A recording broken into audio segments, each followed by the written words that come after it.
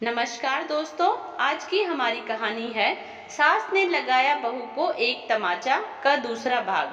अगर यह कहानी आपको अच्छी लगे तो प्लीज हमारा चैनल सब्सक्राइब करें। दामिनी को बहुत गुस्सा आता नीरा पर, लेकिन अपने गुस्से को काबू में रखती दामिनी।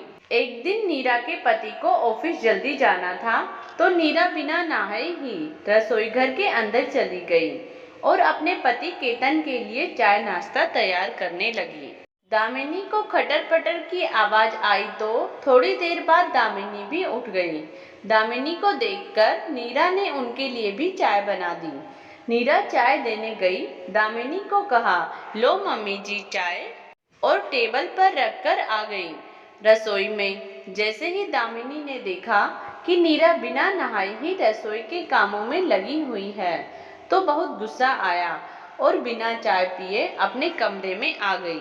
नीरा ने इतना ध्यान नहीं दिया कि दामिनी ने चाय पी या नहीं। पति के जाने के बाद घर की साफ सफाई की। जब देखा कि ओ मम्मी जी तो चाय पीकर ही नहीं गई। फिर नीरा जल्दी से काम निपटाकर नहाई और फिर रसोई में जाकर अपने और मम्मी जी के लिए चाय नाश्ता बनाया और दामिनी को देने गई। तो दामिनी कुछ ना बोली और चुपचाप बस चाय पीने लगी। नीरा ने पूछा भी कि क्या हुआ मम्मी जी, पर दामिनी ने कोई जवाब नहीं दिया। ऐसे ही शाम को दामिनी के गुस्से का पारा बहुत बढ़ा हुआ था, लेकिन वह सारा पी गई और उठकर रसोई घर को अच्छे से साफ किया और गंगाजल छिड़का और फिर नीरा को बुलाया और कहा, देख अभी रसोई घर बिल्कुल साफ है ना, और ऐसा ही रहना चाहिए और बिना नहाए कभी नहीं जाना रसोई में। अब नीरा को समझ आ गया था कि सासू माँ सुबह से क्यों नाराज थी। नीरा ने दामिनी से माफी मांगी। ऐसे ही कुछ महीने बीत गए। नीरा के मायके वालों ने नीरा को घर ले जाने के लिए कहा, दामिनी से बात की तो दामिनी ने साफ मना कर दिया कि नहीं, नीरा अभी नहीं जाना चाहती मायके, क्योंकि अभी तक नीरा यहाँ के तौर तरीके नहीं सीखी है। अगर अभी नीरा मायके चली जाती है तो जो भी सीखी है वह भी भूल जाएगी। नीरा के मायके वाले दामिनी के सामने कुछ नहीं बोले। क्या करे आखिर। नीरा भी अपना मन मार कर रह गई। कुछ दिनों बाद पता लगा नीरा गर्भवती हो गई। तब उसकी बहुत तबीयत खराब रहने लगी। नीरा को तो कुछ समझ आया ही नहीं। नीरा का पति कहने लगा, शायद नीरा को घर जाना है, इसीलिए इसकी तबीयत खराब रहने लगी है इतनी। ना ही तो खाना खाती है अच्छे से, ना कोई और चीज। फिर नीरा को मायके भेज दिया गया। वहां जाते ही नीरा की दादी को ज्यादा देर ना लगी यह पता लगाने में कि नीरा गर्भवती है। नीरा की दादी और घरवाले बहुत खुश थे और नीरा का बहुत ज्यादा ख्याल रखते। फिर कुछ दिन रहकर नीरा ससुराल आने लगी। तब नीरा की दादी ने किसी की एक बात नहीं मानी और नीरा के साथ खुद भी आ गई ससुराल। नीरा के साथ नीरा की दादी को देखकर केतन और उसके पिताजी तो बहुत खुश हुए, लेकिन दामिनी को पसंद नहीं आई। नीरा की दादी बैठे बैठे नीरा के काम में हाथ बटाती, जैसे सब्जी काटनी हो या आटा लगाना हो, क्योंकि नीरा की तबीयत थोड़ी खराब रहती। अब केतन और पिताजी सभी नीरा के लिए खाने के लिए फ्रूट्स वगैरह लाते और बहुत ख्याल रखते।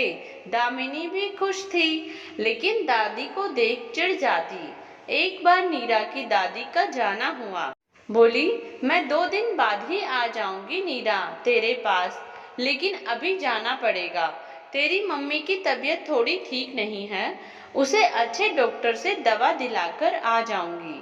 नीरा दादी के जाने के बाद बहुत उदास रहने लगी। ऊपर से सारा घर का काम और इतनी ज्यादा साफ सफाई नीरा से होती ही नहीं थी। नीरा की तबीयत देखकर केतन ने बाई लगवा दी, लेकिन दामिनी को बाई का काम कहाँ पसंद आने वाला था। दामिनी ने बाई को 2 दिन बाद ही हटा दिया। ऐसे तो काम दामिनी भी करा दिया करती, लेकिन वह नीरा से बहुत ज्यादा उम्मीद करती और नीरा दामिनी की उम्मीदों पर पानी फेर रही थी। यही दामिनी को बिल्कुल पसंद नहीं थी। एक दिन नीरा सब्जी बना रही थी कढ़ाई में, तो कढ़ाई में पहले तो सब्जी थोड़ी जल गई। तब दामिनी कहने लगी, पता नहीं ध्यान कहाँ रहता है। थोड़ी देर बाद नीरा जब बर्तन साफ कर अपने कमरे में चली गई तो दामिनी ने देखा कि कढ़ाई अच्छे से साफ नहीं है। बस दामिनी का पारा चढ़ गया। शाम को चाय बनाई तो उसमें भी मीठा ज्यादा। बस दामिनी नीरा के पास गई। कमरे में देखा कि 2 दिन के केतन के कपड़े वहीं पर टके हुए। बस दामिनी नीरा पर चिल्लाने लगी और नीरा के एक तमाचा जड़ दिया। नीरा बड़े बड़े आंसुओं से रोने लगी। किसी ने भी नीरा को आज तक थप्पड़ नहीं मारा था। कोई थोड़ी तेज ही बोल जाए वही काफी था नीरा के लिए, और आज तो थप्पड़ ही पड़ गया। नीरा लगातार रोए जा रही थी। काफी देर हो गई रोते रोते। केतन और पिताजी ऑफिस से आए ही थे। केतन ने देखा कि नीरा रो रही।